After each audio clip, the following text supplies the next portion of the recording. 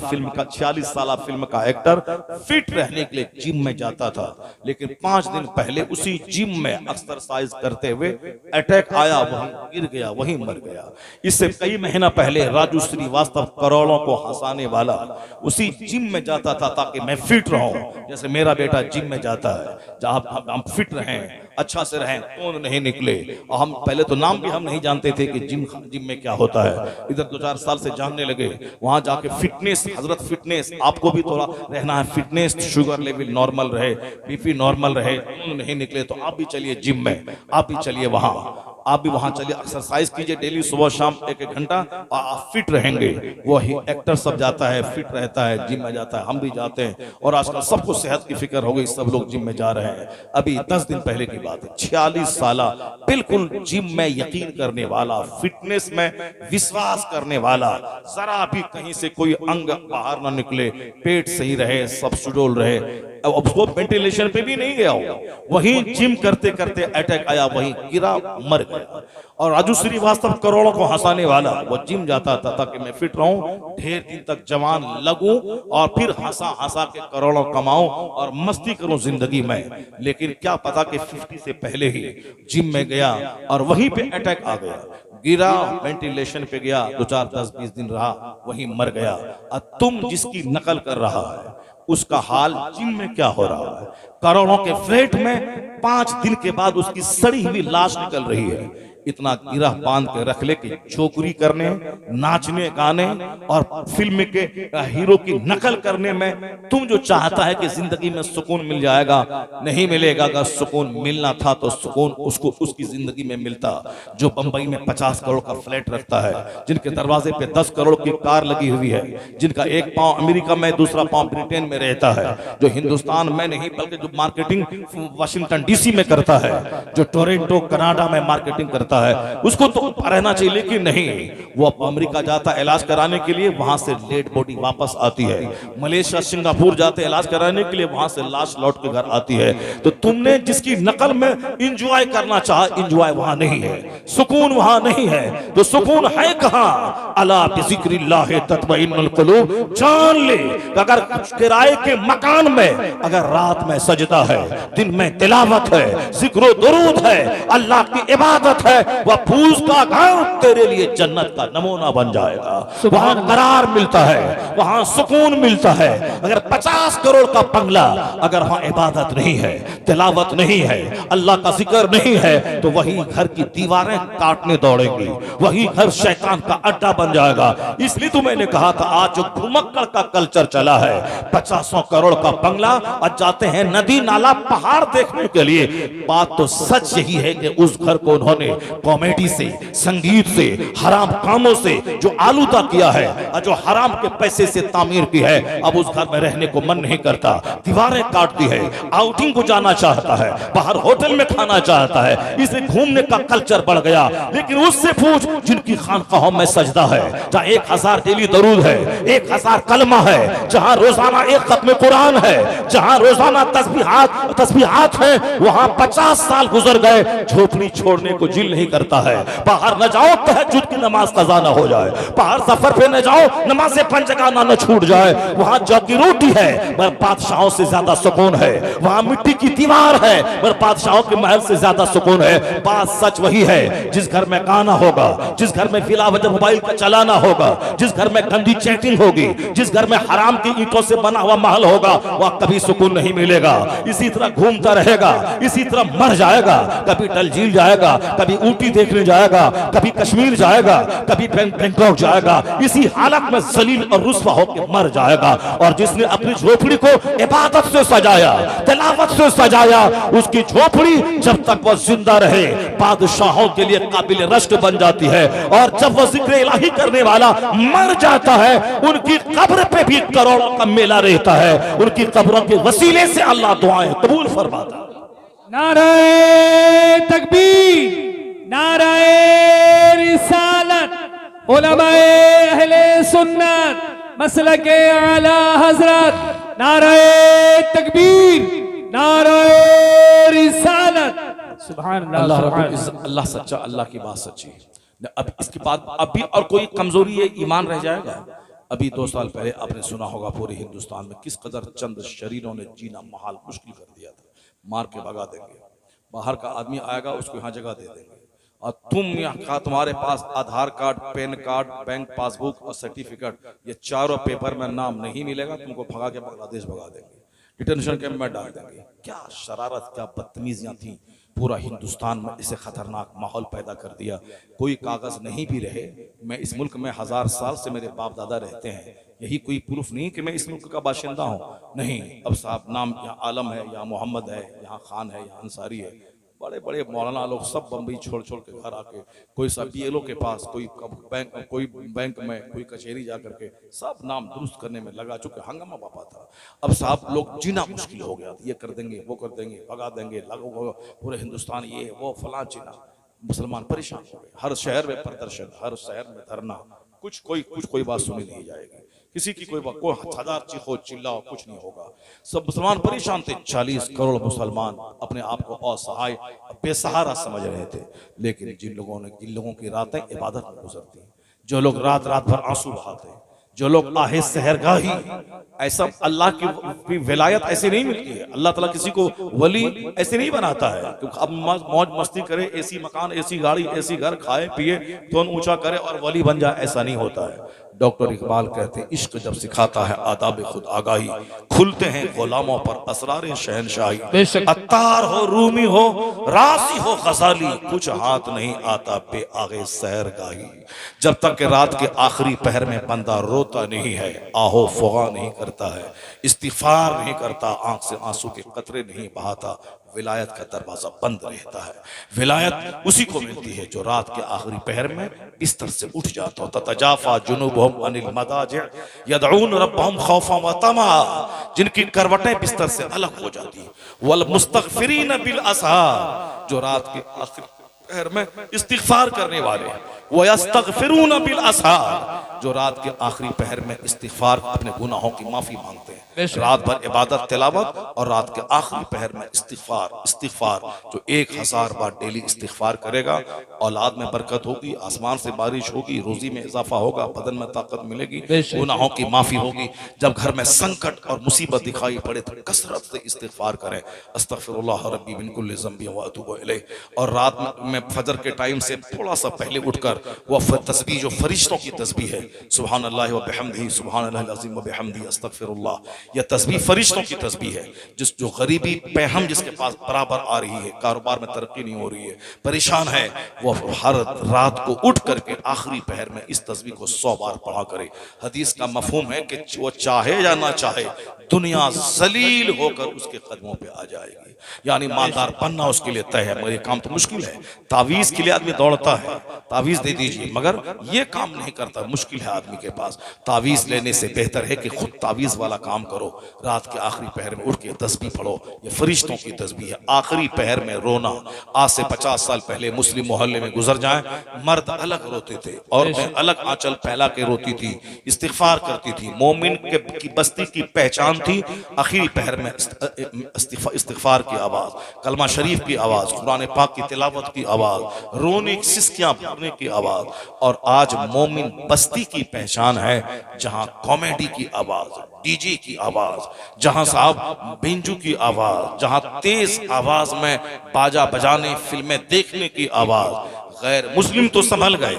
बेंगलोर में 10 बजे के बाद गैर मुस्लिमों की बस्ती में सारे स्ट्रीट लाइट भी बंद हो जाते हैं। यानी जो गली के जो खंबे की लाइट है उसको भी लोग बंद कर देते हैं, स्विच रहता है, स्विच ऑफ कर दिया ताकि अंधेरे में गहरी नींद आएगी। मुसलमानों के यहाँ रात के 3-3 बजे तक 10 कमरे में 40 बल्ब जले रहते हैं।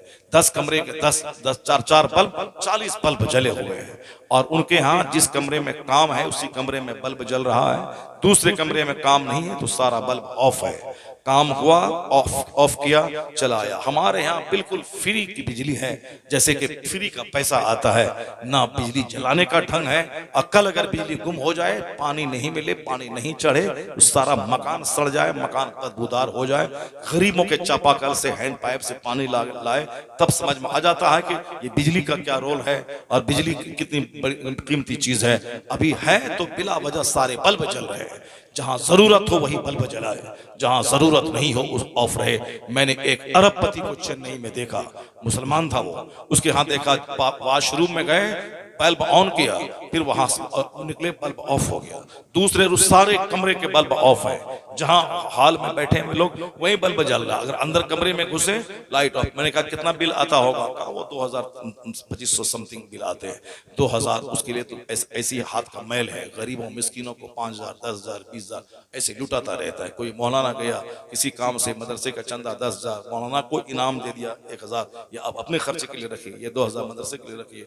जिनके पास पैसों की फरावानी है वो बल्ब के ताल्लुक से, बिजली के ताल्लुक से इतना चौकस है, इतना चौकन्ना है। इसी तरह छोटी छोटी बातों से पैसे बचाते हैं, तब दीन की राहों में पैसे खर्च होते हैं। और हमारे यहाँ फरावानी के साथ पैसे फजूल फजूलियात में खर्च होते हैं, और जहां दीनी कामों में पैसे की बात आ जाए वहां बखील और महा कंजूस हम बन जाते हैं, कयामत की निशानी बन जाते हैं हम। हुजूर ने फरमाया आखिर जमाने में बुखालत बढ़ जाएगी, जब हर आदमी अपनी राय को दूसरों से बेहतर समझने लगे, और जब देखना कि लोगों पर बुखालत तारी होने लगे, समझ जाना कि कयामत अब बिल्कुल करीब आ गई है। जरा गौर से सुनिए जो बात मैं कहने जा रहा हूं। मैं भी कहा था कि हमारे लिए मॉडल मुस्तफा की जात है, सरकार दो जहां, हमें किसी के लिए छोड़ा नहीं, हम दूसरों के मोहताज रहे। हुजूर ने सारी बातें खोल खोल के मैं बता दी। और हम पढ़ते नहीं सरकार की बात, हम पढ़ते नहीं कुरान। मेरा काम है अल्लाह की इबादत, मैं अपने काम पे नजर रखूं, बाकी दुनिया चलाना रब का काम है, हुकूमत देना हुकूमत छीना यह रब का काम है। तो हमारी सारी एनर्जी उसी पे लॉस हो रही है। एक एक घंटा बैठ बैठ के बिला वजह बहस है, साहब किसकी गवर्नमेंट बनेगी नहीं होगी, कुछ कोई फायदा नहीं हुआ, इस बहस से कोई फायदा नहीं होने वाला। मुसलमान टूटे हैं, मुसलमान बिखरे हैं, मुसलमान जात बिरादरी के नाम पे, मुसलमान साहब खानदान कबीले के नाम पे बटे हैं, कोई किसी को वोट नहीं देता। ये सारी बातें बोलने से कोई फायदा नहीं है। हर आदमी को अपनी बुराई दूर करके अच्छाई को अपने अंदर क्रिएट करने की जरूरत है, न कि बिला वजह दूसरों की बात उठा करके अपनी महफिल को रंगीन बनाने की जरूरत है। खुद से जितना हो सके आदमी को अच्छा काम करना चाहिए। दूसरा कुछ भी करे हमको उसे बहस नहीं, मुझको अच्छा काम करना है, मुझको यह करना है, चाहे लोग पागल कहें, मुझको नेक बनना है, मुझको अच्छा बनना है, जन्नती बनना है। दुनिया की जिंदगी मेरी मुख्तसर है, जो 2-4 दिन बचे हैं मुझको जन्नत वाला काम करके दुनिया से जाना है। बाकी अल्लाह की दुनिया है, अल्लाह जाने हिंदुस्तान में कौन बनेगा, पाकिस्तान में कौन बनेगा, अल्लाह को सारी दुनिया चलाना है। दुनिया बहुत दिनों से आबाद है, बहुत दिनों तक रहेगी, दुनिया बनाने वाला रब है। मुझे रब की इबादत करनी है, मेरा काम ये था। और अपना काम छोड़ करके, नमाज रोजा छोड़ करके राजनीति कर रहे हैं, राजनीति का चर्चा कर रहे हैं। साहब ये एमएलए है, एक वक्त की नमाज नहीं पढ़ते हैं, झूठ सर से लेके पांव तक झूठ है, ये मुसलमानों का हमदर्द बनते हैं, मगरमच्छ के आंसू बहा रहे हैं। सिर्फ हमसे वोट लेने के बाद 5 साल के बाद फिर दोबारा चेहरा तक नहीं दिखलाएंगे, और ये मुसलमानों का हमदर्द बन रहे हैं। जो अब नमाज का नहीं, जो रोजे का नहीं, जो अल्लाह रसूल का नहीं, वो समाज की क्या खिदमत कर पाएगा? वो अपना कुछ भी नहीं है। वो तो पंडित जी है जो उत्तर प्रदेश का, वो पंडित जी लखनऊ में बैठा हुआ है, वो तो जब मंदिर का महंत था वही लुंगी है, वही कुर्ता है। वो पंडित जी गया पार्लियामेंट में, वही लुंगी वही कुर्ता। वो पंडित जी बैठा लखनऊ के सीएम की कुर्सी पर, वही लुंगी वही कुर्ता। मैंने कहा था उर्स रज़वी के स्टेज से लाखों मुसलमानों को, ये पंडित जी तुम्हारे लिए, ये पंडित जी को दुश्मन हो समझ, ये पंडित जी तुमको जगाने के लिए आया है, ये जगा रहा है। उससे मेरे वो बच्चे सबक हासिल करें, जो बच्चे मुखिया नहीं प्रधान नहीं बनते हैं तो आलिमों का हाथ चूमते हैं, लेकिन जैसे ही प्रधान बन गया अपने आप को प्रधानमंत्री समझने लगता है। बोली बदल जाती है, लिबास बदल जाता है, जीने का अंदाज बदल जाता है। विधायक बना तो अब तो वो फिर फिरौन बन गया, सांसद बना तो अब तो वो आदमी दूसरों को समझना ही छोड़ देता है। अब उनके दोस्ती के सर्कल काफिरों के साथ, अब उनका लिबास बदला, उसका शराब पीने की शाम बदल गई, और दोस्तों के सर्किल बदल गया, सब जबान बदली, लिबास बदला, अंदाज बदला, दूसरों से मिलना छोड़ दिया। ये पंडित जी जब मंदिर में रहता था तो भी लुंगी कपड़ा पहनता था, जब दिल्ली में 15 साल रहा तो भी लुंगी और कुर्ता पहनता था, और अभी 8 साल से उत्तर प्रदेश के लखनऊ में वो वही लुंगी और हाफ पैंट पहनता है, और वो जाता है अयोध्या होली और दिवाली मनाने के लिए। वो आरएसएस का आदमी है, वो अपने तंजीम का मजबूत कैडर है, वो मुख्यमंत्री है, तो मगर अपना लिबास नहीं छोड़ा, खान पान वो जमीन पे बैठ करके वो सब्जी खाता है, उसको नहीं छोड़ा। मेरे बच्चों को शर्म आनी चाहिए। थोड़ा सा पैसा हुआ तो जबान बदल गई, थोड़ा सा पैसा बढ़ा लिबास बदल गया, थोड़ा सा पैसा बढ़ा जीने का स्टाइल बदल गया। अब आलिमों से मुलाकात छोड़ दिया, मस्जिदों में आना जाना छोड़ दिया, जुमा की नमाज छोड़ दी, अब होटल अटेंड करना शुरू किया।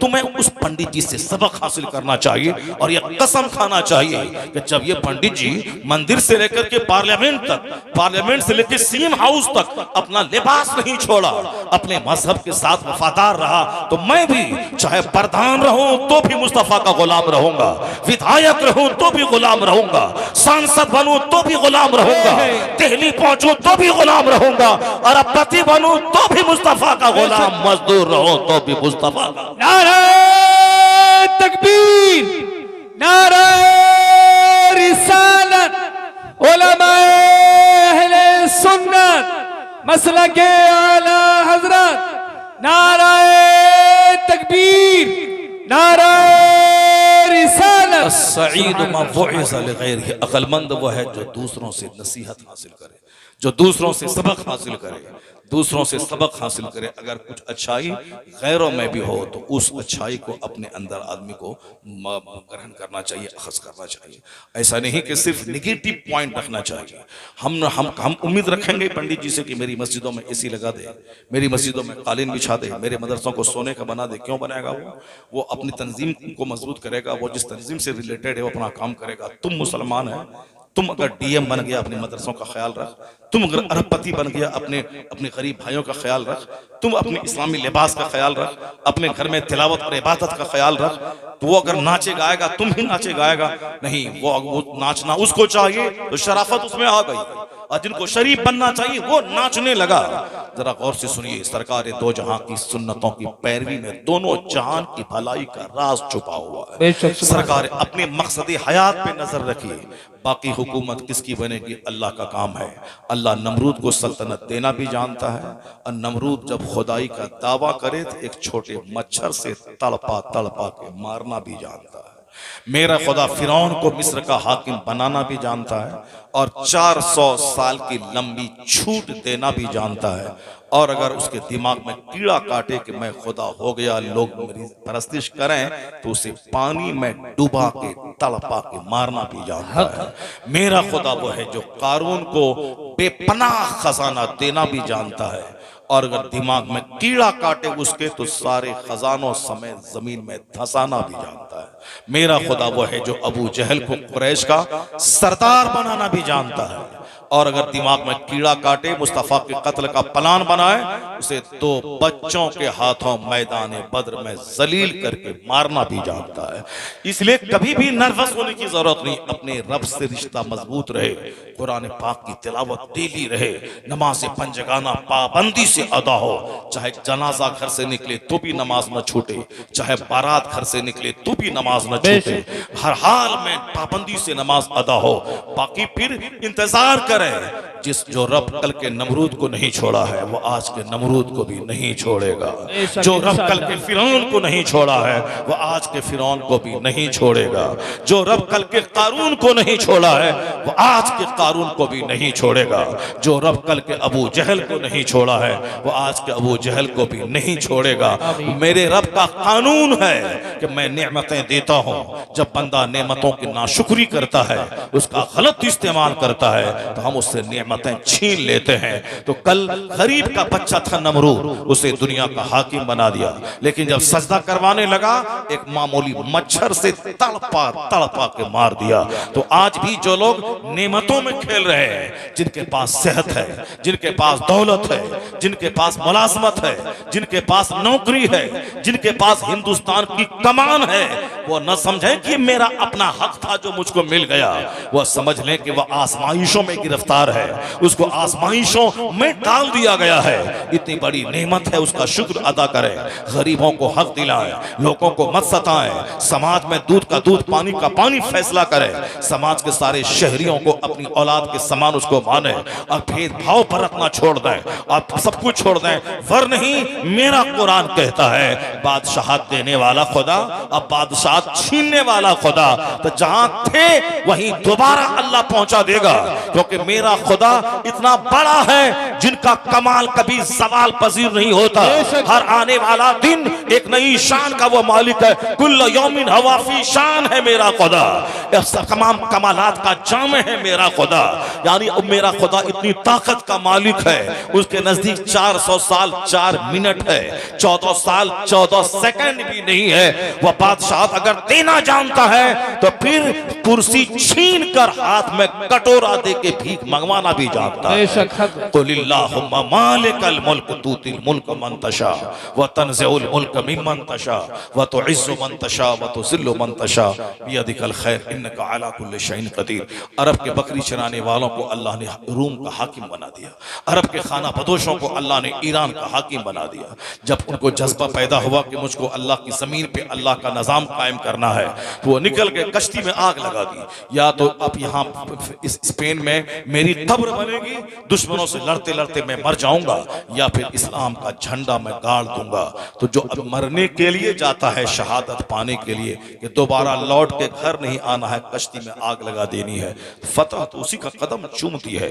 यानी जो बिल्कुल डेडिकेटली वह साहब डेडिकेशन के साथ लड़े। जैसे मुस्लिम और काफिर में जब भी जंग होती है, काफिर अपना जान बचाना चाहता है, मुस्लिम जान दे के शहादत पाके जन्नत जाना चाहता है। और जो जान देने जाएगा वह बुज़दिली नहीं दिखाएगा, और जो जान बचाने जाएगा वह सोचेगा जंग भी जीत लें और जान भी बचा लें।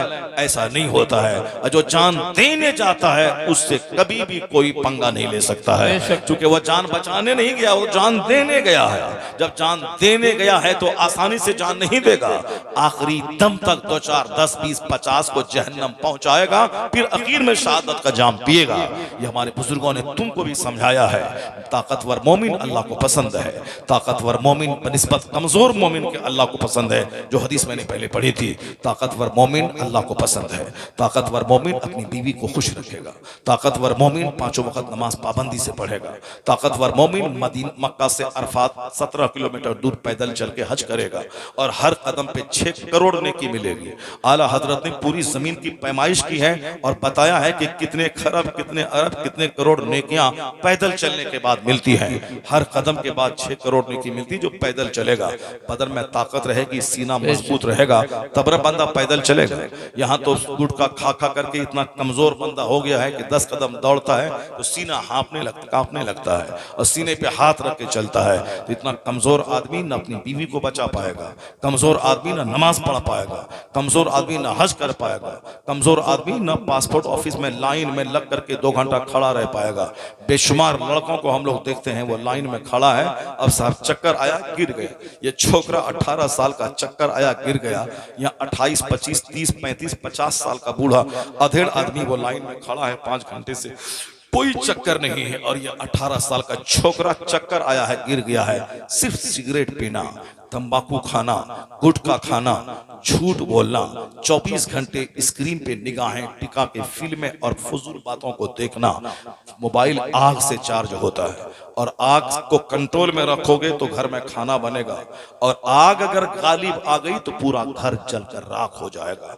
इसलिए मोबाइल को कंट्रोल में रख। अगर मोबाइल गालिब आ गया तो तेरी सोच, तेरी समझ, तेरा जिस्म, तेरा दिमाग सब जलकर राख हो जाएगा। तेरे बच्चे, तेरी नस्ल, तेरी औलाद, तेरा घर सब जल जाएगा। तो इसी तरह जल रहा है जिस तरह आए दिन अखबारात में खबरें मिल रही हैं। मुसलमान की खूबसूरत बेटी बरेली इलाके में गैर मुस्लिम के साथ शादी कर ली, मुसलमान की बेटी आजमगढ़ में एक गैर मुस्लिम के साथ शादी कर ली। एक मौलवी मौलाना, बरेलवी मौलाना की बीवी 2 दिन पहले वो गैर मुस्लिम के साथ भाग के शादी कर ली। जाहिर सी बात है, जब घर में ईमान नहीं रहेगा, इस्लाम नहीं रहेगा, तो यही होगा जिसका तमाशा सारा हिंदुस्तान देखा। जब आप दूसरों, हम पर्दा फर्ज है, देवर से पर्दा फर्ज है, चचेरे भाई से पर्दा फर्ज है, अपने भांजे से पर्दा फर्ज है। क्यों? भांजे से निकाह हो सकता है। अगर मामू मर गया, ममानी से निकाह भांजे का हो सकता है, जिससे निकाह हो सकता है उससे पर्दा फर्ज है। अगर चचा मर गया तो चची से भतीजे का निकाह हो सकता है, जिससे निकाह हो सकता है। अपने जवान भतीजे से भी पर्दा फर्ज है।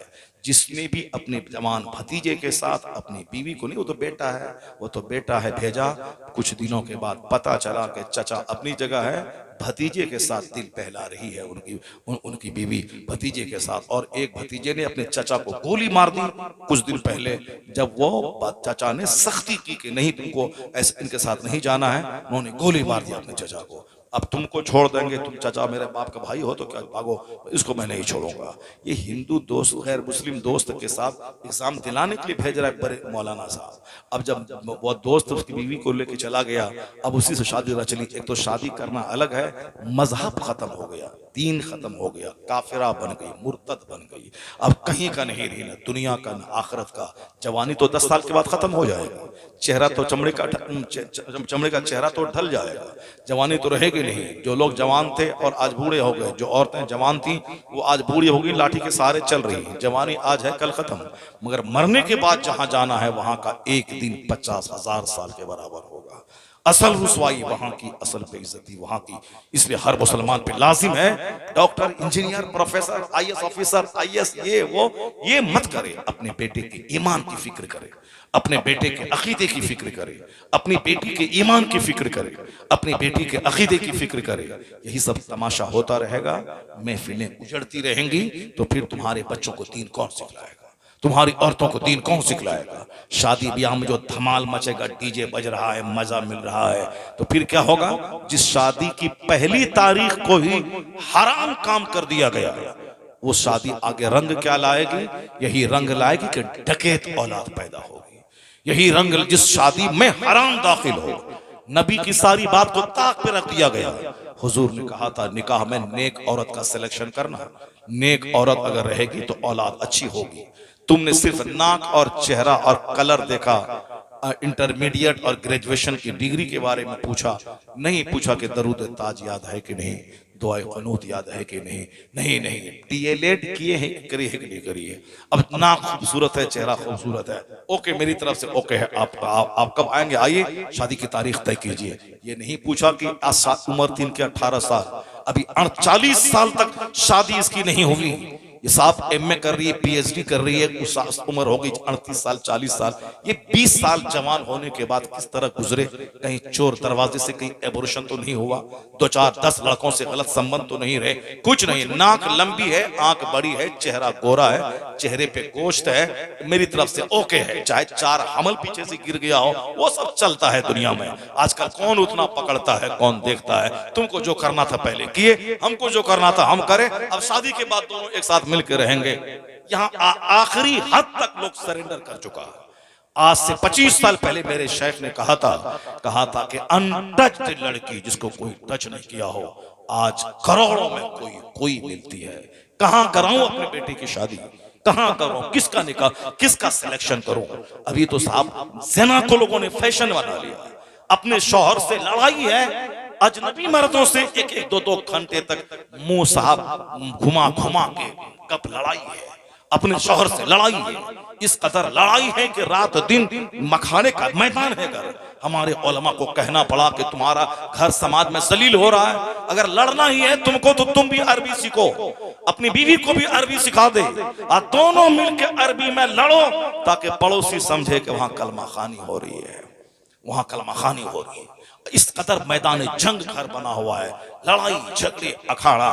साहब कौन नाक देखा था आपने, चेहरे का गोश्त देखा था आपने, 6 फीट की लंबाई देखी थी आपने, दीन नहीं देखा था। कुर्बान जाए मुस्तफा पे। हुजूर ने क्या कहा, वाला अमातुन सौदा ओ ज़ातु दीनिन अफजल। नबी ने कहा था काली कलोटी दीनदार औरत तेरे हक में बेहतर है। हुजूर ने कहा था अद्दुनिया मता, ये दुनिया चंद दिन बरतने की चीज है। वह खैर मता दुनिया इम्रअतुन सालिहा, इस दुनिया की सबसे बेहतरीन पूंजी नेक औरत है। घर है सोने चांदी का और घर में औरत ही नेक नहीं है तो बंदा जहर खा के मर जाता है। क्या करूं उस घर में रह के जहां औरत ही अच्छी नहीं है। बाहर में खूब नेताजी हैं, मंत्री जी हैं, घर में आए तो वहां साहब संतरी बन गए अपनी बीवी के सामने। अब वो घर छोड़ के भागना चाहता है। औरत अगर अच्छी है तो बाहर हजार गम रहे, घर आने के बाद सुकून मिल जाता है। जब लोगों ने पहले खूबसूरती को देखा, लेकिन जब बाद में घर उजड़ने लगा तो अब कहते हैं नहीं, नेक औरत दुनिया की सबसे बेहतरीन पूंजी है। लोगों ने तबाही का तमाशा देखने के बाद उसी प्लेटफॉर्म पे पहुंचे जो प्लेटफॉर्म मुस्तफा ने अता फरमाया है कि खैर बताई दुनिया इमरातुन सालिहा, दुनिया की सबसे बेहतरीन पूंजी नेक औरत है।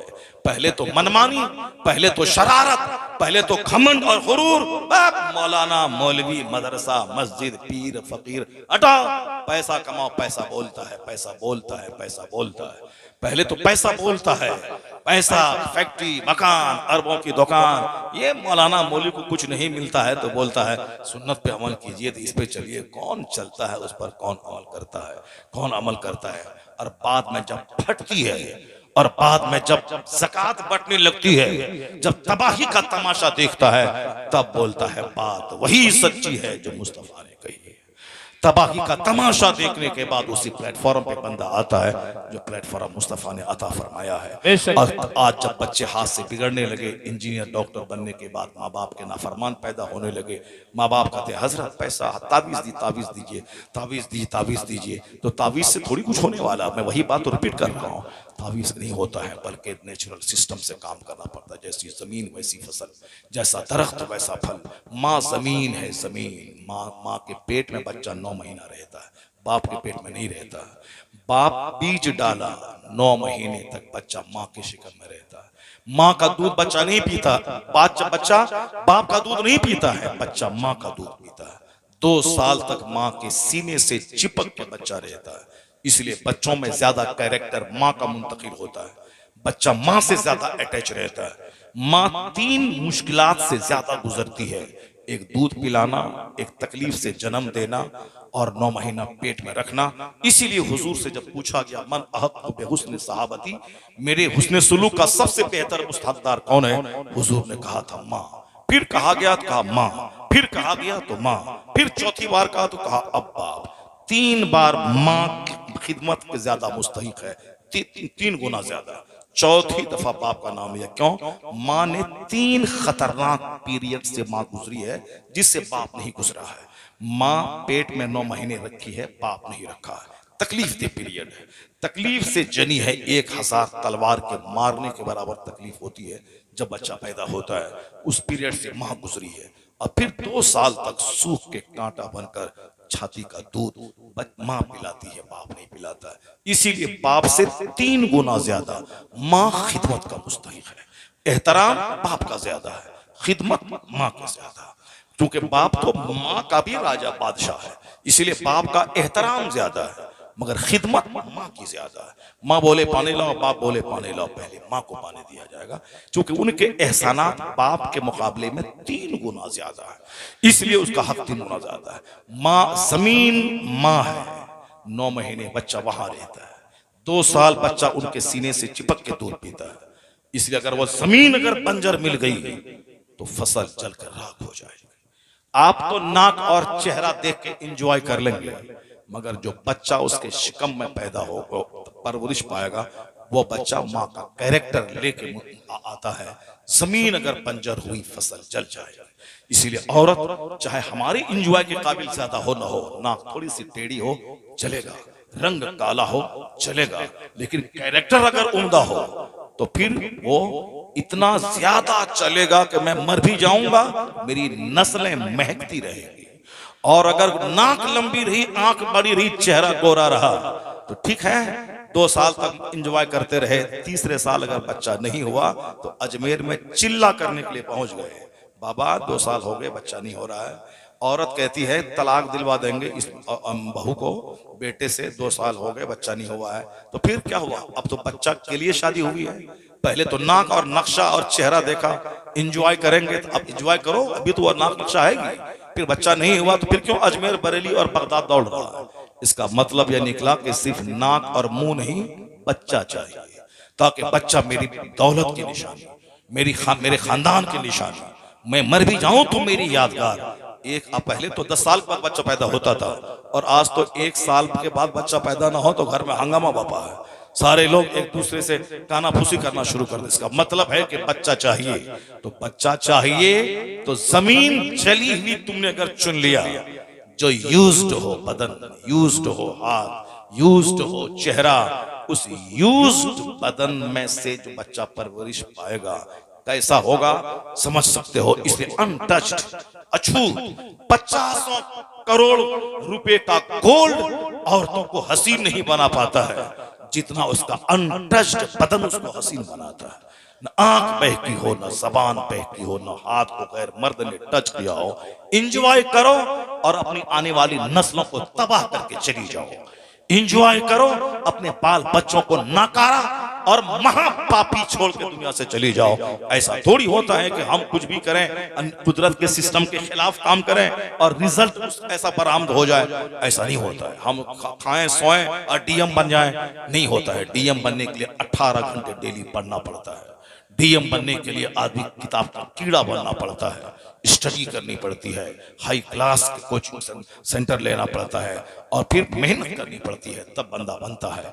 ऐसा नहीं कि घर में रहें, अजमेर चले जाएं, बाबा डीएम बना दीजिए हमको, बाबा 2-4 तमाचा मार के अजमेर से भगा देंगे। वहां जो जाएगा आईए बीए एमए खूब हाई क्लास के नंबर से करके जाएगा, 18 घंटे पढ़ेगा, बोलेगा बाबा मेहनत करना मेरा काम था, अब एक निगाह करम आप डाल दीजिए, मेरा काम बन जाए। मेहनत मेरी, गरीब नवाज की दुआ और आसमान से रहमत उतरेगी, बंदा सबसे पहले कामयाब हो जाएगा। रहमत और मेहनत तदबीर, माँ जैसी औलाद वैसी। कानून कुदरत है कि माँ हो आमिना जैसी, अब बाप हो अब्दुल्ला जैसा, बेटा होता है मोहम्मदुर रसूलुल्लाह जैसा। नारे कुदरत का तकबीर, कानून है। नारे रिसालत, मसलके आला हजरत उलमाए अहले सुन्नत सैयद रिहान मियां साहब क़िबला, सैयद रिहान मियां साहब क़िबला उर्से क़ादरी। नाराए तकबीर, नाराए रिसालत। यानी कुदरत का कानून है, इसके खिलाफ कुछ नहीं होता है।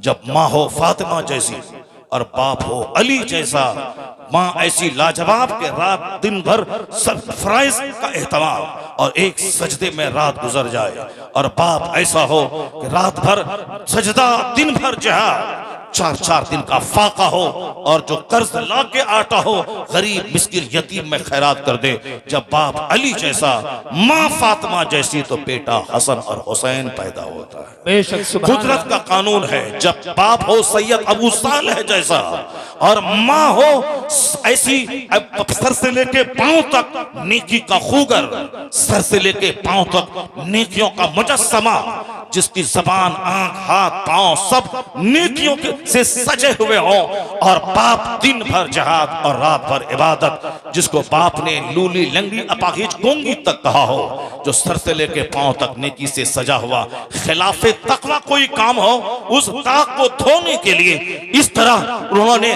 10 साल की नौकरी और लूली लंगड़ी से निकाह करने पर आमादगी का मुजाहरा किया हो। कानूनी कुदरत है। जब माँ हो ऐसी लाजवाब और बाप हो ऐसा, तो बेटा कयामत तक के वलियों का सरदार अब्दुल कादिर जिलानी पैदा होता है। जब माँ हो रात भर नमाज को पढ़ने वाली, मुसल्ला पे बैठने वाली, और बाप हो सैयद गयासुद्दीन जैसा, उसी कोख का बच्चा 90 लाख काफिरों को मोमिन बनाने वाला मोइनुद्दीन अजमेरी पैदा होता है। जब माँ हो 17 पारी कुरान की हाफिजा और बाप हो तकवा की शाहकार, तो बेटा कुतुबुद्दीन बख्तियार काकी नाइबे गरीब नवाज पैदा होता है। कानूनी कुदरत है। जब माँ हो सैयदा सुलेखा जैसी, 80 साल की उम्र में भी अजनबी मर्दों ने उसका चेहरा न देखा हो, और जिसका बाप सैयद अहमद अली बुखारवी जैसा, तो उसका बेटा बादशाह से लेकर चपरासी तक तहज्जुद की नमाज पढ़वाने वाला महबूब इलाही निजामुद्दीन देहलवी पैदा होता है। कानूनी कुदरत है। जब बाप हो मुफ्ती नकी अली खां जैसा और माँ हो तहज्जुद गुजार, तो बेटा अहमद रजा पैदा होता है। और जब बाप हो अहमद रजा खां और माँ हो तहज्जुद गुजार, तो बेटा मुफ्ती आजम हिंद जन्म लेता है। कानूनी कुदरत है। जब दादा हो हुज्जतुल इस्लाम, काफिर देखे तो कलमा पढ़े, और नाना हो मुफ्ती आजम हिंद, नाना हो मुफ्ती आजम हिंद, जो नाम जो डकैत देखे तो मुत्तकी बन जाए। और बाप हो इब्राहिम रजा खां मुफस्सिर आज़म हिंद, 1 लाख मुरीदों का मुर्शिद, मगर मुरीदों के सामने हाथ नहीं फैलाने वाला। और माँ हो ऐसा सर से लेके पांव तक तकवा से सजी हुई, अगर मंजर इस्लाम में तभी तहत आ जाए, तनख्वाह देने के लिए पैसे न रहे तो अपने जेवरात को गिरवी रखकर मंजर इस्लाम को मदरसे की तनख्वाह दिलाने वाली। जब माँ इसी लाजवाब हो और बाप मुफस्सिर आज़म हिंद हो, नाना मुफ्ती आज़म हिंद और दादा हुज्जतुल इस्लाम, तो उसी कोक का बच्चा अख्तर रजा खां अज़हरी ताजुल शरिया। नाराए तकबीर, नाराए रिसालत, फैज़ाने आला हजरत, नाराए तकबीर, नाराए रिसालत। हमेशा दिमाग में इस बात को आप रखें, शादी एंजॉय के लिए नहीं होती है, शादी होती है औलाद के लिए। आने वाले वक्त में एक निशानी मेरी बाकी रहे तो जमीन का सिलेक्शन वो करें जो हुजूर ने बताया है। और शादी ब्याह में डीजे काफिरों का तरीका है, ये साहब ये बिंजू काफिरों का तरीका है, सर से लेके पांव तक काफिरों के तरीके में डूबे हो।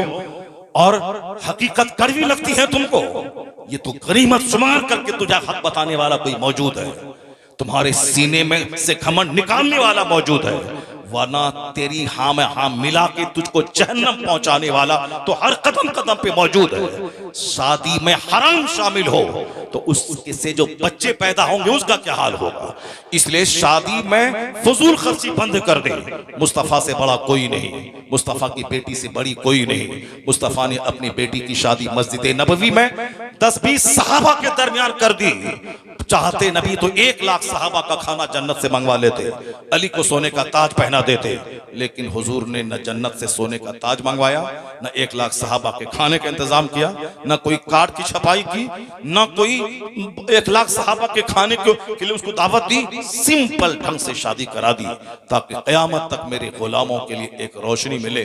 जब भी मुसीबतों में सुन्नत पे अमल करना मुश्किल हो, हुजूर के घर की शादी देख ले, उसे जीने का हौसला मिल जाएगा। सुभान अल्लाह, सुभान जीने का हौसला मिल जाएगा। सारा काम है शैतानों जैसा, और फिर घमंड है कि जन्नत मेरी जागीर है, नहीं होगा ऐसा। जमीन जैसी होगी वैसी फसल पैदा होगी, जैसा दरख्त होगा वैसा फल पैदा होगा। इसलिए आपके आलिम आपके दुश्मन नहीं है जो जुमा के दिन आपको हराम व हलाल की बातें बताकर वो आप पर बोझ डालते हैं। नहीं, एहसान है खुतबे जुमा का कि हर जुमा के दिन खुतबा कंपलसरी है।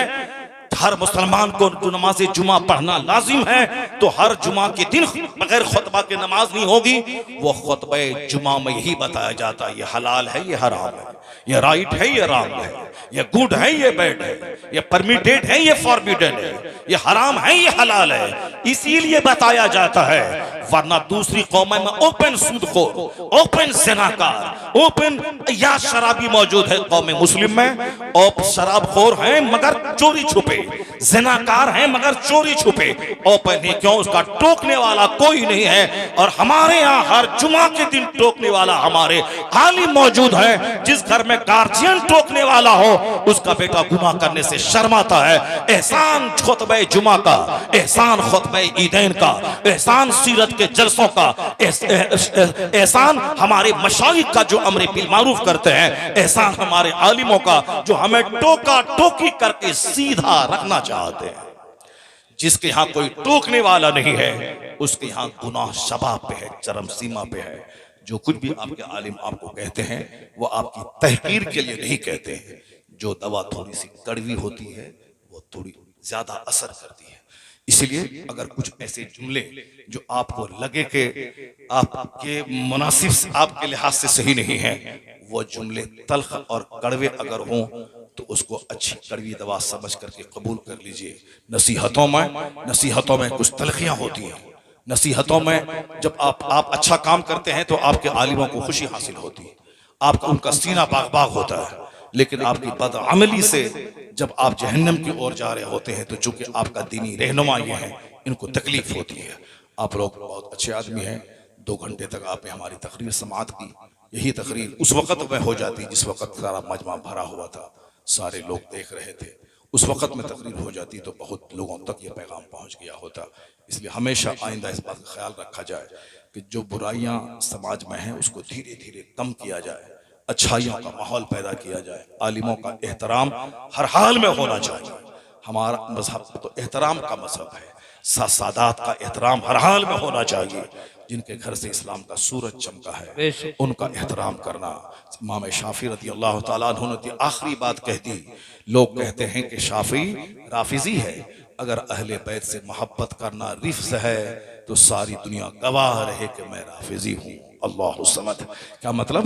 उन्होंने कहा कि रिफ्ज अलग चीज है। रिफ्ज तो वो सहाबा कराम को गाली देना है, और मोहब्बत अहले बैत अलग चीज है। अहले बैत की मोहब्बत, जिनके घर से दीन ईमान मिला हो, उसके घर उसकी ताज़ीम करना जरूरी है। लेकिन ऐसा नहीं कि सादात कराम के एहतराम करने के चलते आलिमों को जलील कर दिया जाए। हुजूर ने कहा है इन्नल उलमा वरसतुल अंबिया, आलिम अंबिया के नाइब होते हैं। नाइब होते हैं। नाइब का मतलब उप, जैसे प्रेसिडेंट है, vice president, deputy prime minister, उसी तरह नाइब होते हैं जो उनका उप कहलाता है। हुजूर हमारे रहनुमा, कायद, पेशवा, रसूल आज़म, और उलमा उनके नाइब होते हैं। इसलिए तो मैं कहता हूं 50 खरब की फैक्ट्री आपके पास है बिजनेसमैन, 100 एकड़ जमीन है लैंडलॉर्ड जमींदार, आपके पीएम है, नौकरी पेशा आप हैं, 5 लाख महीना कमाते हैं। लेकिन कोई गरीब का बच्चा अगर आलिम बाअमल है वो नाइब पैगंबर है, और नाइब पैगंबर का मनसब सबसे बड़ा होता है। तो आलिम दीन का एहतराम, सादात कराम का एहतराम, बूढ़ों का एहतराम, माँ बाप का एहतराम, इस्लाम तो एहतराम ही सिखाता है। एहतराम का मतलब ये नहीं कि एक का एहतराम किया जाए और दूसरों की तहकीर किए जाए। इस्लाम ने अगर कहा है कि माँ बाप का चेहरा देखने से हज मकबूल का सवाब मिलता है, तो इस्लाम ने यह भी कहा है कि अपनी बीवी के मुंह में लुकमा जो मोहब्बत से डाला जाए, हर लुकमे के बदले में अजर मिलता है। इस्लाम ये चाहता है कि बीवी से भी अच्छे सलूक रहें। माँ बाप, भाई बहन, सारा समाज छोड़ के सिर्फ मेरी मोहब्बत में वो मेरे घर में आई है। अगर मेरी माँ उसको मारे, मेरे भाई उसको गाली दें, मैं गाली दूं, मेरे घर के सारे लोग उसको गाली दें, सब लोग खाएं तो ठीक है, मगर वो बेचारी खाए, उधर से सास टोके, उधर से ननद टोके, उधर से देवर टोके, शौहर टोके, वो तो मर जाएगी। ऐसे ही सारा संसार छोड़ के आई है शौहर के लिए, अब उस घर में सारे लोग उसको टोका टोकी करते रहे, उस पर कड़ी नजर रखें तो जीना मुश्किल हो जाएगा। नहीं, वो सारा संसार छोड़ के जब मेरे लिए आई है तो शौहर पे लाजिम है कि उससे मोहब्बत करे, उसे प्यार करे, माँ का पाँव दबाए, माँ की पेशानी चूमे, बाप की खिदमत करे, अजर मिलेगा। मगर माँ बाप की मोहब्बत का ये मतलब नहीं कि बीवी को मारता रहे, गाली देता रहे। माँ के लिए मुस्तफा ने चादर बिछा दी, और अपनी बीवी के लिए सैयदा आयशा ने जब दूसरी उम्महातुल मोमिन में से दूसरी मुसलमानों की मुक़द्दस माँ ने जब खाना तैयार करके भेज दिया, सैयदा आयशा की बारी थी, गुस्सा आया, एक तमाचा उस कनीज को मार दिया, हाथ से खाने का बर्तन नीचे गिर गया, सारा खाना नीचे बिखर गया। हुजूर कह सकते थे, 2-4 तमाचा मार सकते थे सैयदा आयशा को कि तुम भी मेरी बीवी है, वो भी मेरी बीवी है, अगर वो खाना बना के भेज दिया तो तुम क्यों नहीं उस कनीज को मारा, तुमने ऐसा क्यों किया? नहीं, हुजूर ने कुछ नहीं कहा। सरकार नीचे बैठ गए, जो प्याला टूटा था उसके टुकड़े को चुनने लगे और बोलते हैं उस कनीज से कि देखो तुम्हारी अम्मी को गुस्सा आ गया। हुजूर की इस खामोशी, इस सब्र ने जनाब आयशा को अंदर से झंझोड़ दिया। वो सामने आ गई का सरकार मुझसे गलती तो हो गई, अब इस जुर्म की तलाफी कैसे होगी? हुजूर ने कहा इसी तरह के बर्तन में इसी तरह का खाना इस जुर्म की तलाफी है। सैयदा आयशा ने बाजार से वैसा ही बर्तन मंगवाया, वैसा ही खाना तैयार करवाया और फिर खाना उस घर में भिजवा दिया। ये सब्र से दिल जीता जाता है, न कि फाइटिंग से दिल जीता जाता है। एक बीवी में दिन रात फाइटिंग है, वहां 11 बीवियां हैं, सब सजदे में, क़याम में, सुजूद में, सबसे समझती हैं कि हुजूर मुझसे ज्यादा प्यार करते हैं। इस तरह जहां पैगंबर लाजवाब, नबी लाजवाब, सबके लिए मॉडल लाजवाब, बहैसियत शौहर मुस्तफा का जवाब नहीं दुनिया में है। एक बीवी को खुश रखना हमारे लिए मुश्किल है, मेरे जैसे करोड़ों आदमी के लिए मुश्किल है। वो लाजवाब मुस्तफा है, 11 बीवियों की मौजूदगी में इस तरह सब हमको खुश रखते हैं कि सब यही सोचती हैं कि मुस्तफा सबसे ज्यादा मुझसे प्यार फरमाते हैं। आकाए दो जहां अलैहिस्सलाम के नाइब हैं वो, जो हमारे उलमाए रब्बानीहीन हैं। क्या एहतराम था आला हजरत फाजिल बरेलवी रज़ियल्लाहु ताला अन्हो के शहर से जब अशरफी मियाँ गुजरते थे तो लोग कहते हैं कि वह ट्रेन पे खड़े हो जाते थे। लोग पूछते थे हुजूर जब आपसे मुलाकात होती आला हजरत की, वो तो आपका पांव चूमते हैं। मुजद्दिद आजम 1000 से ज्यादा किताबें लिखने वाला, हिंदुस्तान का चौंका देने वाला अजीबुशान राइटर, वो तो आपका पांव चूमते हैं और आप उनके शहर से गुजरते हुए ट्रेन पर खड़े हो जाते हैं। कहा हाँ, वो मेरा पांव चूमते हैं, वह मुझे आले रसूल समझ के चूमते हैं और मैं ट्रेन पे खड़ा हो जाता हूं, मैं नाइबे रसूल समझ के उनका एहतराम। सुभान अल्लाह। नारे तकबीर, नारे रिसालत, नारे हैदरी, हज़मत अहले बैत, हज़मत अहले बैत, फैज़ाने आला हजरत अल्लामा डॉक्टर शहरयार खान साहिब किबला। सुभान अल्लाह। खानकाहों में नफ्स को मारा जाता है, खानकाहों में नफ्स को कुचला जाता है, खानकाहों में जौ की रोटी खिला करके सारा घमंड मैं और अना सबको मिटाया जाता है। चूंकि आजकल खानकाही निजाम ही चरमरा गया है, इसलिए पीरी मुरीदी के भेष में अनानियत, घमंड और गुरूर ने समाज को तबाह करके रखा। पहले लोग 25 साल पढ़ते थे, फिर 10 साल बुजुर्गों की सोहबत में रह के गढ़ते थे, प्रैक्टिकल में इस्लाम सीखते थे, तब किसी मस्जिद में और मदरसे की मसनद पर बैठते थे, फितनो फसाद दफा होता था। और आज वो सिस्टम ही खत्म हो गया। आज किताब पढ़ा, दस्तार मिली, कल मस्जिद में आ गए। मस्जिद में आ गए तो अब वो इल्म दीन को घमंड का जरिया बना लेते। बाप मर गया, बाप की जगह पे उनका बेटा पीर साहब बन गया, न हाफिज, न कारी, न आलिम, न मुफ्ती, पीर साहब बन गए। तो बाप की गद्दी पे बैठ के 1000 मुरीद, सबसे 1 टका लेना है और कमाना है, खाना है, पीरी मुरीदी को खाने कमाने का जरिया बना देना है। ऐसा नहीं है, ऐसा नहीं है। बरेली में मैंने कहा था एक बार 15 शाबान को कि लोग आज खानकाहों में जंग चल रही, 2 बेटे अपने बाप की जायदाद को समझ करके उसकी गद्दी के लिए केस लड़ रहे हैं 10 साल 20 साल तक। मैं मालिक तो मैं मालिक। दिल्ली में गवाह है, बहुत बड़ी खानकाह के मर गए पीर साहब, मगर जिंदगी भर केस लड़ते रहे। बहुत सारे लोग केस लड़ते हैं, क्यों? बाप की गद्दी हासिल हो जाए। मैंने कहा था कि सिर्फ एक काम अगर करें तो केस कोर्ट कचहरी को कोई नहीं जाएगा। खानकाह का मतलब है इबादत, खानकाह का मतलब है जौ की रोटी खाना, खानकाह का मतलब है रात रात भर 100 200 रकअत नमाज नफल पढ़ना। खानकाह का ये मतलब होता है। खानकाह का मतलब है दुर्वेशी, फकीरी। वहां नफ्स ही नहीं रहे, ना अच्छा खाना, ना अच्छा पहनना, सिर्फ दूसरों को खिलाना, दिन की खिदमत करना, खल्के खुदा की खिदमत करना, यही है। मखदूम अशरफ जहांगीर सिन्नानी बादशाहत को थूक दिया, बंगाल आ गए, खानकाहों में खानकाह मखदूम अलाउल पंडवी में रहने लगे। नफ्स को मारा, इल्म के नूर से सीना को रोशन किया। पूरे फैजाबाद इलाके से खैर इस्लामी कल्चर का खात्मा करके सारे जादूगरों और पंडितों को शिकस्त देकर मजहब इस्लाम का झंडा लहराया। मुजफ्फर बल्खी बल्ख के बादशाह थे, बिहार शरीफ आ गए। हुजूर मखदूम बिहारी के बारगाह में नफ्स को ऐसा कुचला के झाड़ू लगाना, लंगर का खाना बनाना, मेहमानों को खिलाना। बादशाह थे, आ गए यहाँ नफ्स को मिटाने के लिए झाड़ू लगाने लगे। तब मुजफ्फर बल्खी बन गए। वो खानकाह का मतलब ही है नफ्स मिटाना। मैंने कहा था कि खानकाह में जो पीर साहब गुजरने लगे वो वसीयत करते हैं कि मेरा गद्दी नशी वो होगा जो हर नमाज पाबंदी से बाजमात मस्जिद में पढ़ेगा, हर महीने में 10 रोजा नफल का रखेगा, चाश्त, इशराक, अव्वाबीन, तहज्जुद सब पढ़ेगा और रोजाना 100 रकात नमाज नफल अलग से पढ़ेगा, हर महीने में 10 दिन रोजे रखेगा, वो हर 3 दिन में 1 खत्म कुरान करेगा। मैं कहा, मैं कसम खा के कहता हूं, अगर पीर साहब ये वसीयत करके चले जाएं तो कचहरी दौड़ करके गद्दी नशीनी लेने के लिए लोग नहीं जंग करेंगे। हर भाई दूसरे के सर पे थोप के कहेगा, तुम ही गद्दी नशी बन जाओ, तुम ही गद्दी नशी बन जाओ, तुम ही गद्दी नशी बन जाओ। कौन? 5 नमाज के अलावा तहज्जुद, इशराक, चाश्त, अव्वाबीन, 100 रकात नमाज नफल, महीने में 10 दिन रोजा, 3 दिन में खत्म कुरान कौन करेगा? ये है खानकाह का मतलब। अब वो मतलब ही खत्म हो गया। अब लड़ाई झगड़ा इंतशार, मैं सब खत्म हो गया। मैं चाहूंगा कि सैयद रेहान मियां वो उसी खानकाही निजाम को दोबारा जिंदा करें और साहब आलिमों का एहतराम करते हुए खुद आलिम बने और फिर खानकाही निजाम के लिए आज दुनिया तरस गई है।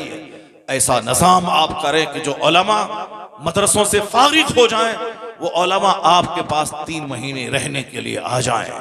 जो 80 साल के बूढ़ों में जो तकवा और जो तवाज़ु नहीं है, वो तवाज़ु सैयद रेहान मियां में मौजूद है। लोग यह तवाज़ु सीखने के लिए आए हैं। लोग यहाँ 1 महीने रह करके अपने नफ्स को मिटाने के लिए आए हैं। और आप इस कदर उस खानकाही निजाम को जिंदा करें जो आपके 2, 3, 4, 500 साल पहले के आबाओ अजदाद ने किया था।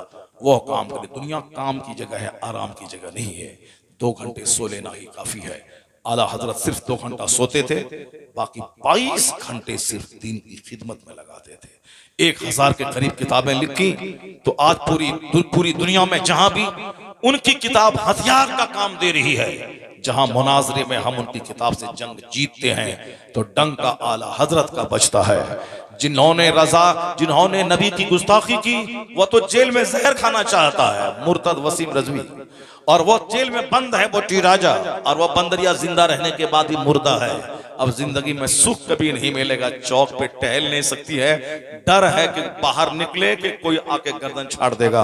एक डर उसको बसा है, तो मरते दम तक तस्लीमा नसरीन की तरह उसका हाल होगा। मगर जिस रजा ने 2 घंटे सोकर छोटी सी फिरनी प्याली से छोटी सी गजा खाकर सारी जिंदगी जो वक्फ किया दीन की खिदमत के लिए, मुस्तफा के नामूस का तहफ्फुज के लिए, अल्लाह ने इनाम ये दिया कि जन्नत तो वहां मिलेगी।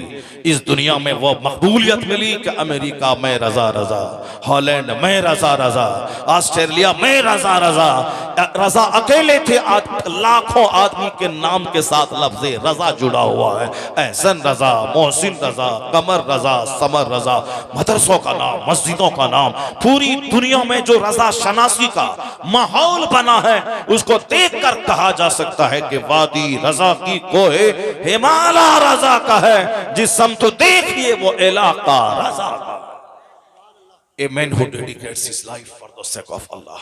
कम खाइए, कम बोलिए, कम सोइए, ज्यादा दीन का काम कीजिए। फिर क्या होगा? अल्लाह ताला जन्नत वहां देगा, यहाँ सुकून कल्ब देगा। यहाँ आपकी कब्र को मरजाए खलाइक बना देगा। यहाँ आपके वजूद से दूसरों को रोशनी मिलेगी। आप प्रकाश वाहक बन जाएंगे, दूसरों के लिए टॉर्च बियरर बन जाएंगे। दूसरे लोग आपकी जिंदगी में अपनी जिंदगी का सुकून तलाश करेंगे। अल्लाह तबारक व तआला हमको और आपको सबों को नेक बनने की तौफीक अता फरमाए। जाहिर सी बात है, नेकों को नसीहत जब की जाती है तो उनका दिल मोम हो जाता है, झुक जाता है। और शरीरों को जब नसीहत की जाती है तो वो उनकी शरारत और बढ़ जाती है। नेक बनिए, अपने दिल को सॉफ्ट कीजिए, नर्म बना के रखिए। अल्लाह तबारक व तआला हम सबों को नर्म बनने की तौफीक अता फरमाए। मैंने जो बातें शुरू में आपसे कही थी कि आपने संभल मुरादाबाद बदायूं इलाके की आपने बेइज्जती करवा दी, मैंने इस सिर्फ मोहब्बत में की थी। मेरे दिल में ताज़ीम है बरेली की। तब ना मैं चाहता हूँ कि बरेली के आसपास का सारा जिला इतना सजा हुआ हो कि जब बिहार बंगाल से लोग यहाँ आए तो यहाँ आके यहाँ के लोगों को देख के जब लौटे कि क्या बात रजा की है। जो उनसे करीब लोग रहते हैं, जब वहां दीनदारी का ये आलम है, तो फिर बगदाद और बरेली और मदीने की दीनदारी का आलम क्या होगा। लोग देखें, और हम अच्छा देखना चाहते हैं ताकि आपसे हमको रोशनी मिले, आपसे हमको ताकत मिले, आपसे हमको कुव्वत मिले। आपको देख करके मुझको नेकी करने की मोटिवेशन मिले। आप मोटिवेशन बन जाए दूसरों के लिए, क्योंकि आप आला हजरत के दया के करीब रहते हैं। आपने नात खाने को जो इज्जत दी आपने, और आज का हम लोग देखते हैं दिन यही रात दिन भर 60 हज़ार 70 हज़ार नजराने भी देना है, उनका झोला भी ढोना है, आगे पीछे भी करना है, उनके लिए पूरा मजमा खड़ा भी हो जाना है। मौलाना कोई आया तो साहब उनको पैसे भी कम देना है, ये झोला भी नहीं उठाना है, उनको फोन भी नहीं करना है। इसी से अंदाजा लगाने क्या इज्जत है मौलाना की। दिन जलसा होता है,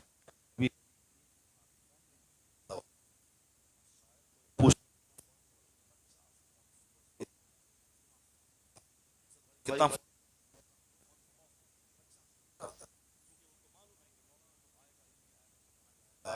नहीं जैसा हमारा हो, वो नहीं पता चलता है कि कितनी इज्जत आपके दिल में एक नात खां की है और कितनी इज्जत आपके दिल में एक खतीब की है। वो कोई खास बात नहीं है, वो कितनी इज्जत है दिल में, उससे पता चलता है। हम लोग जाते हैं किसी घर में तो वो बिस्किट और भुजिया लगा दिया, और जब समधी और दामाद आते हैं तो 25 तरह की मिठाई, काजू किशमिश पिस्ता बादाम अखरोट सब रहता है। मगर अभी अल्हम्दुलिल्लाह अभी 10 दिन के अंदर में 10 ऐसी जगहों पे ठहरे जहाँ रसमलाई, काजू कतली और साहब रसभोग, इस तरह के ढेर किस्म की मिठाइयाँ, काजू किशमिश खिलाया भी। और रात जहाँ थे नागपुर से 5-6 किलोमीटर 5 घंटे दूरी पर अकोला, उन्होंने खिलाया भी खूब जबरदस्त। 2 दिन में 3 तकरीर करवाई। जुमा में करवाया 50 मिनट की तकरीर, और पहली रात में 2 घंटे 20 मिनट, फिर दूसरे दिन 2 घंटे 20 मिनट पूरी तकरीर करवाई, 3 तकरीर। और उसके बाद खूब जबरदस्त खिलाया, बहुत बिल्कुल करोड़ों के घर में ठहराया। आते वक्त पिस्ता काजू किशमिश सब बांध के दिया। मैंने कहा हाँ ये लोग हैं, ये लोग हैं आलिम इज्जत करते हैं। और वहाँ बरेली बदायूं गाया बिस्किट और भुजिया दे देते हैं, बिस्किट और भुजिया दे देते हैं। तो उससे बिस्किट और भुजिया से कुछ नहीं होने वाला। दिल में पता चलता है कि कितनी इज्जत आपके दिल में है, कितनी इज्जत आपके दिल में है, उससे पता चलता है। खाना तो डेली मिलता ही रहता है। और मौलाना लोग भी खूब वाहवाही करते हैं शायरों की। और जब दीन की बात सुनाने वाले हमारे दोस्त आ गए तो सब आ जाते हैं। वही हम कहते हैं जब तुम खुद दीन की इज्जत नहीं करेगा, दीनी गुफ्तगू की, तो तुम्हारी इज्जत कौन करेगा। जगदीशपुर में गए, वहां स्टेज पूरा भरा था, मौलाना से पीर से। असद इकबाल 1 घंटा नात पड़े, सब दाद दिया, पैसे की बारिश कर दी। और जब हमारी तकरीर का ऐलान हुआ तो मौलाना सब भी भागने लगे, सब पीर भागने लगे, सब पब्लिक भागने लगी। मैंने कहा भागो तुम लोग, भागो भागो, तुम भाग रहे हो, तुमसे हम कोई हमको उतना मलाल नहीं है। मलाल मुझे इन मौलानाओं से है जो इल्म दोस्त आलिम बनने के बावजूद यह लोग भी सिर्फ असद को ही सुनने आए थे, उनको सुन के जा रहे हैं। हमें मलाल इन पीरों का है जो पीर साहब बन के बस सिर्फ इनकी नात सुनने आए थे। और कुरान हदीस की बात कौन सुनेगा जब तुम कदर नहीं करेगा। गरीब नवाज ने लिखा है मलफूजात में, आखिर जमाने में आलिमों को लोग रस छड़ी से मार मार के उसी तरह से हकाएंगे जैसे बकरी को चरवाहा हकाता है। गरीब नवाज ने लिखा, क्यों? वही जो सेठों की तो जी भराई करेगा, उसके सामने आगे पीछे करेगा, और अपने भाई आलिमों से हसद रखेगा, चिढ़ करेगा, इनकी बुराई बयान करेगा। अब वो दुनियादार शराबी बेनमाजी उनके यहाँ 2-4 घंटे बैठकर मुंह भराई करेगा। नफरत वहां करनी चाहिए, चापलूसी वहां होती है। और जहां इल्म दोस्त है, ऐसा नहीं कि सिर्फ अवाम पर इल्म दीन की इज्जत फर्ज है, आलिम पे पर भी इल्म दीन की इज्जत जरूरी है। अब जो हाफिज बनता है, हिफ्ज करता है, वो आपसे ज्यादा कुरान पाक की इज्जत करता है। अगरचे वो डेली 24 घंटे पढ़ता रहता है, फिर भी उम्र बढ़ती जाती है, कुरान की इज्जत बढ़ती चली जाती है। तो आलिमों को भी आलिमों की इज्जत करनी चाहिए, इल्म दोस्त बनना चाहिए, ताकि पब्लिक के दिल में इल्म की अहमियत बैठ जाए। अभी देखें हमारे मुफ्ती आजम संभल, अल्लाह 80 साल की उम्र होने वाली है, 80 इयर्स, भी 2 घंटे से इस फकीर की गुफ्तगू सुन रहे हैं। सुभान अल्लाह, बोले सुभान अल्लाह। इनके मदरसे में 2 बार मैं 2.5 घंटे की तकरीर कर चुका हूँ। उसके बाद फिर अभी 3 मार्च को अपने मदरसे में इन्होंने दस्तारबंदी के जलसे पर मौके पर मुझे दावत दी है कि आप आओ फिर खिताब करो, जबकि 2 साल 2.5 घंटे खिताब कर चुका हूँ। इस बार फिर इन्होंने दावत दी है, इंशाअल्लाह हुल करीम 3 मार्च को हाजिरी होगी। आप सब आएंगे ना वहाँ पे? हाँ आएंगे। और हमारे सैयद साहब को देख लीजिए, दूसरा सैयद तो बस मस्त रहते हैं अपने आप में। मौलाना साहब, इमाम साहब, पीर साहब कुछ नहीं, और मुरीद साहब भी रहते। पीर साहब, इमाम साहब जो जरा 20 साल पढ़ा है मदरसे में, कोई वैल्यू नहीं है उनको। हमारे पीर का हाथ नहीं चुमा, भागोगे हाथ हटाओ, कितनी गंदी बात है। मगर ये सैयद साहब पूरे 2.5 घंटे तो हमारी तकरीर सुन रहे हैं। उससे पहले 2 घंटे से शबीर बरकाती की नात सुनते रहे। मुकम्मल 5 घंटे तक जलसे में बैठकर इन्होंने बता दिया है कि मैं मुफ्ती आज़म हिंद रज़ी अल्लाह ताला अन्हु से सच्ची मोहब्बत करने वाला हूँ। अल्लाह सरकार मुफ्ती आज़म हिंद कभी कभी महफिल में 5-5 घंटे तक दोजानों बैठे रहते थे, महफिल मिलाद का एहतराम करते थे। आजकल कहाँ जवान आदमी है, इनको तो यहाँ रहता, वहाँ चला जाता, वहाँ चले जाते, लेकिन नहीं, इनका मुस्तकबिल इतना रोशन लग रहा है कि आज जवानी में जब तकवा का ये आलम है, जब उम्र बढ़ती जाएगी तो फिर तकवा का आलम क्या होगा। अल्लाह ताला सैयद रेहानिया को लंबी उम्र अता फरमाए और इन्हें इल्म और तकवा का जबरदस्त अल्लाह नूर अता फरमाए। आमीन। अपने आबाओ अजदाद की एक जबरदस्त यादगार बनने की अल्लाह तौफीक अता फरमाए। आमीन। इन उलमा कराम को मैं दाद देता हूँ। बहुत सारी जगहों पे मैं अकेले रह जाता हूँ, सारा स्टेज खाली हो जाता है, मगर मैं भी बोलता हूँ कि तुम साफ भाग जाओ, मगर मैं छोड़ूंगा नहीं जब तक कि 2 घंटा तकरीर नहीं करूँगा। भागो, सब कुर्सी खाली करो, सब स्टेज छोड़ दो, 2 घंटा के बाद ही मैं छोड़ूंगा। मैं तुम नहीं सुनेगा, मैं अल्लाह के फरिश्तों को सुनाऊंगा। बेशक जो लोग अपने घर में बैठे वो सब सुनेंगे। अल्हम्दुलिल्लाह आप लोगों ने भी बता दिया कि तमाशा वाले चले गए और जो हकीकत में इल्म दोस्त हैं वो सब बैठे हुए हैं। सुभान अल्लाह। और जो लोग चले गए वो सबको मैं तमाशा वाला नहीं कह सकता हूँ, चूँकि बहुत सारी ज़रूरियात हैं आदमी की, पेशाब पाखाना है, प्रॉब्लम है, बीमारी आजारी है, कल का प्रोग्राम का आने वाला। तो हमने उनकी बुराई बयान की है जो दीन सुनना नहीं चाहते हैं, तमाशा करना चाहते हैं, उनकी बुराई। और जो वो नहीं, उसमें से शामिल नहीं है, तो बस हर मुसलमान हमारे लिए काबिल एहतराम है। अल्लाह ताला सारे मुसलमानों को जन्नतुल फिरदौस में जगह अता फरमाए। आमीन सबों सारे गुनाहों को अल्लाह ताला माफ फरमाए। आमीन सबों को नेकियों की तौफीक अता फरमाए। देखिए मौलाना साहब बोले और बोलिए, बताइए कैसे होगा? 3 बज गया 3:04 बहुत टाइम हो गया। और क्या खुश